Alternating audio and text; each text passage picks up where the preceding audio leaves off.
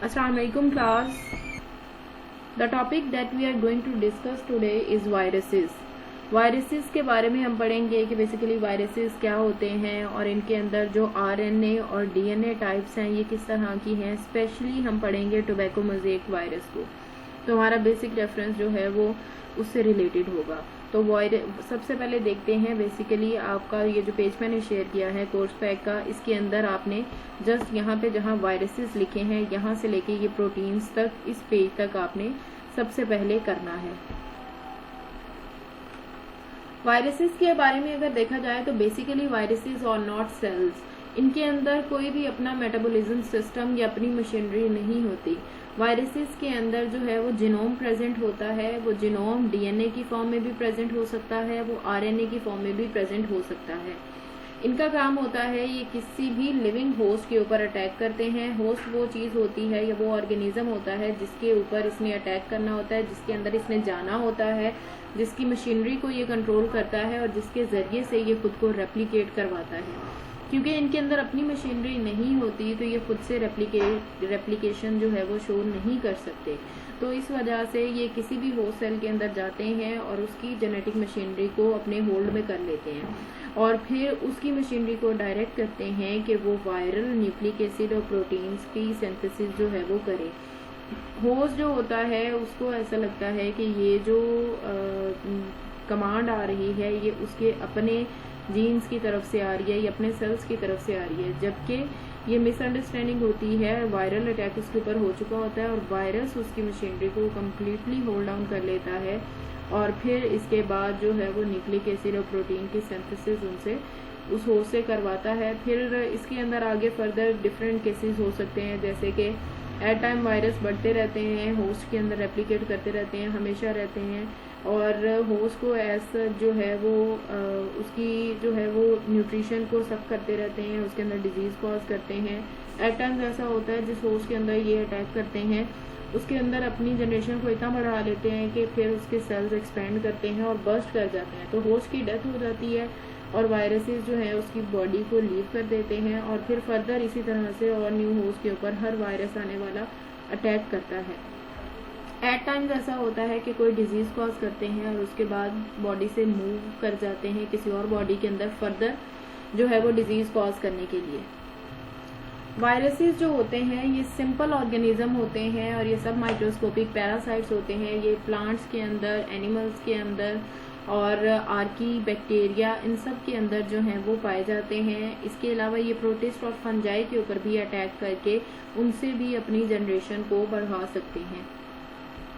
Extra cellularly अगर viruses को देखा जाए, इसके स्ट्रक्चर को देखा जाए तो इसके ऊपर जो है वो न्यूक्लिक एसिड कोर प्रेजेंट होता है।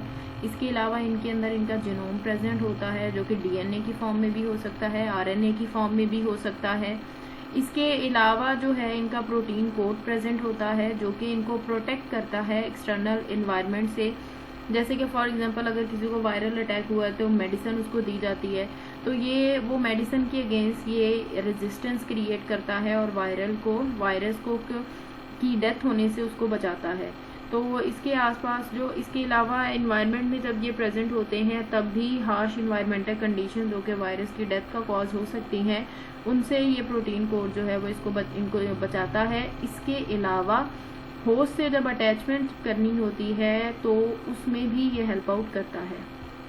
होस्ट के बाहर अगर वायरस की आप इसकी एबिलिटी देखेंगे ये किस तरह का होता है, तो जितने का जितना वायरल पार्टिकल होता है outside its host it is called virion और ये मेटाबॉलिकली इनर्ट होता है। इनर्ट का मतलब है कि ये रिएक्टिव नहीं होता। ये अपना रिएक्शन तभी शो कर सकता है जब ये किसी होस्ट के अंदर जाता है, उसकी मशीनरी को होल्ड करता है, तभी जो है ये रिएक्टिव होता है और फर्दर जो है वो डिजीज़ कॉज करता है और साथ में अपनी जो रिप्रोडक्शन है उसको करता है। वायरॉन वो स्ट्रक्चर होता है जिसके ज़रिए से वायरल जीनोम जो होता है वो एक होस्ट से दूसरे होस्ट तक ले जाया जाता है। तो बेसिकली वायरॉन ही वो स्ट्रक्चर है जिसकी वजह से जो वायरल जीनोम होता है, चाहे वो डीएनए है या आरएनए है, वो एक होस्ट से दूसरे होस्ट तक ट्रेवल करता है। इसके अलावा वायरसेस को मल्टीप्लाई करने के लिए होस्ट की लिस्ट का आइडिया होना चाहिए जिनके ज़रिए से ये मल्टीप्लाई इजीली करेंगे। नेक्स्ट हम जो टॉपिक पढ़ेंगे, it is viruses cause terrible diseases and huge economic losses. Viruses जो हैं वो हर तरह के ऑर्गेनिज्म में डिफरेंट काइंड ऑफ डिजीजेज जो हैं वो कॉज करते हैं, जिसकी वजह से इकोनॉमिक लेवल पे किसी भी गवर्नमेंट को, किसी भी कंट्री को बहुत ज़्यादा लॉस होता है। ह्यूमंस की बात कर लें, प्लांट्स की बात कर लें, एनिमल्स की बात कर लें, वायरसेस जो हैं उनका अटैक जो होता है वो बहुत ज़्यादा स्वेयर होता है और इसको क्योर करना जो है वो बहुत ही प्रॉब्लमेटिक होता है, क्योंकि ये बहुत जल्दी फैलता है। प्रैक्टिकली अगर देखा जाए तो हर किस्म के ऑर्गेनिज्म के अंदर वायरल अटैक जो है वो हो सकता है। और इसके अलावा अगर देखा जाए तो वायरसेस की एक चीज़ ये होती है कि ये होस्ट स्पेसिफिक होते हैं। मींस के एक स्पेसिफिक वायरस जो होता है वो हमेशा एक स्पेसिफिक ऑर्गेनिज्म के अंदर ही डिजीज़ कॉज करता है। तो इस तरह से इनकी स्टडी इम्पॉर्टेंट इसलिए होती है कि जिस किसी होस्ट के अंदर ये जाते हैं, ये उसके अंदर कोई ना कोई स्वेयर काइंड ऑफ डिजीज़ जो है वो कॉज कर देते हैं। ह्यूमंस के लिए वायरसेस जो होते हैं ये बहुत ही प्रॉब्लमेटिक होते हैं, जैसे कि डिफरेंट इन्फेक्शंस ये ह्यूमन के अंदर कॉज करते हैं।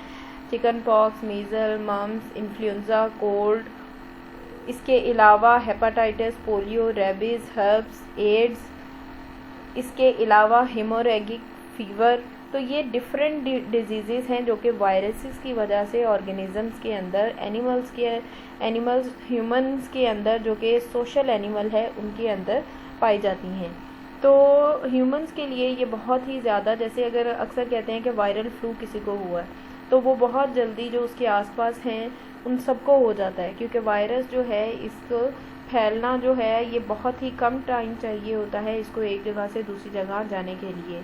तो ये एक होस्ट से दूसरे में, दूसरे से तीसरे में, जैसे कि आजकल जो है वो कोरोना वायरस जो है वो फैला हुआ है, तो उसमें क्या है वो एक पेंडेमिक की फॉर्म में आ रहा है कि एक इंसान से दूसरे इंसान को बहुत तेज़ी से लग रहा है।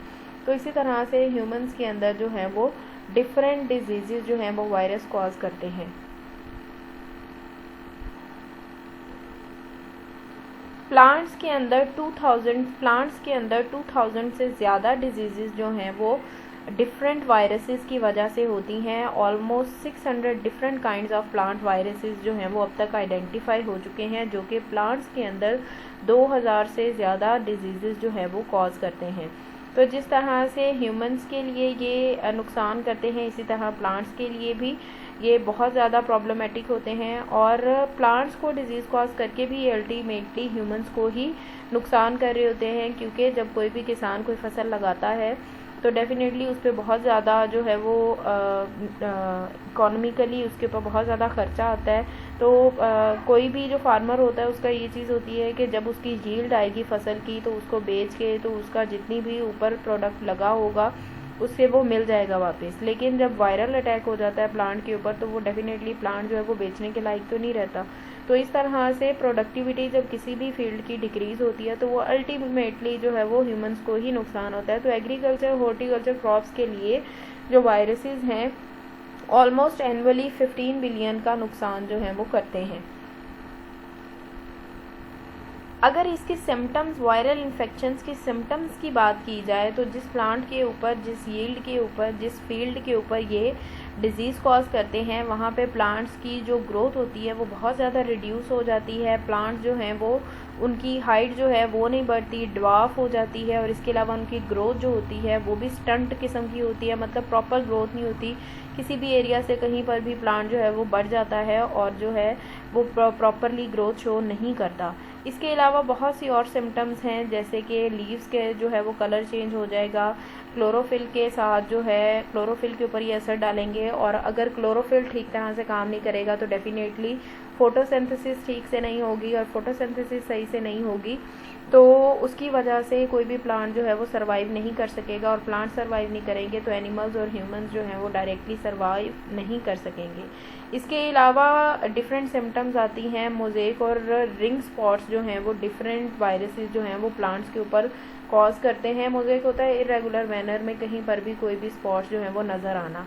इसके अलावा लाइट ग्रीन, येलो और वाइट एरियाज जो होते हैं डिफरेंट तरह से प्लांट के ऊपर नज़र आने लग जाते हैं। इसके अलावा स्मॉल और लार्ज जो है वो डिफरेंट साइज़ के उसके ऊपर जो है वो पैचेस नज़र आने लग जाते हैं। तो तो ये डिफरेंट तरह के सिम्टम्स हैं जो कि वायरसेस की वजह से प्लांट शो करते हैं।